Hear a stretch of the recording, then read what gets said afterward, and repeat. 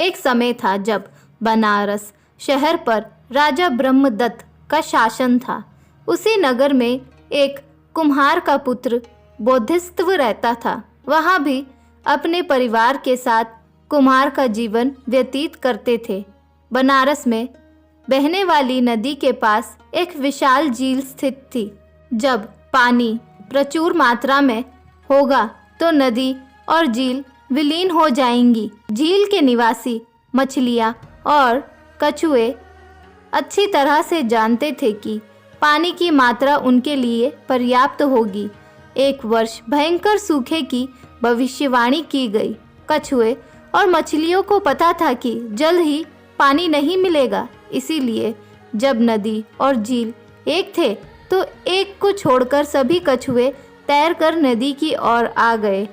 खतरे से अनजान मूर्ख कछुए ने अपने घर जाने से इनकार कर दिया। मेरा जन्म और पालन पोषण यही हुआ है। यह मेरे माता पिता का घर है। मैं इसे छोड़कर नहीं जा सकता। जब गर्मियाँ आई तो झील सूख गई। कछुए ने नरम मिट्टी में एक गड्ढा खोदा और उसके अंदर छुप गया। वहाँ वही स्थान था जहाँ से बुद्धस्व अपनी मिट्टी प्राप्त करते थे। जब वहाँ उस स्थान पर पहुँचे, उसने अपने बड़े फावड़े से ज़मीन खोदी और कछुए का खोल टूट गया। बोधिसत्व ने उसे मिट्टी का एक बड़ा टुकड़ा समझकर पीठ की ओर कर दिया।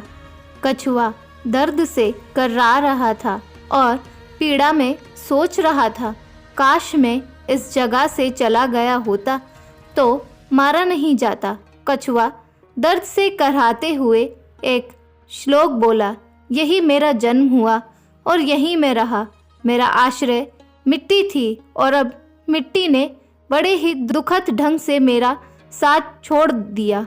हे भगवान, मैं तुझे पुकारता हूँ, सुनो मुझे क्या कहना है। वहाँ जाओ जहाँ तुम्हें खुशी मिले, जहाँ भी जगह हो, वन हो या गांव। वहाँ बुद्धिमान लोग घर और जन्मभूमि दोनों देखते हैं। वहाँ जाओ जहाँ जीवन है, ना ही घर पर रहो ताकि मौत तुम पर हावी हो जाए। इस प्रकार उनका निधन हो गया। बुद्धिस्ट ने कछुए को उठाया और एकत्रित ग्रामीणों से कहा, इस कछुए को देखो जिसने अपनी जान तब खो दी जब मैंने मिट्टी खोदते समय अपनी कुदाल से इसका खोल तोड़ दिया। उन्होंने अपना घर, झील जो अब सूख रही है, छोड़ने से इनकार कर दिया। उन्होंने आगे कहा, इससे सीखो और जिन चीज़ों से आप जुड़े हुए हो उनके प्रति बहुत ज़्यादा लगाव ना रखो। उन चीज़ों से ज़्यादा मत चिपको।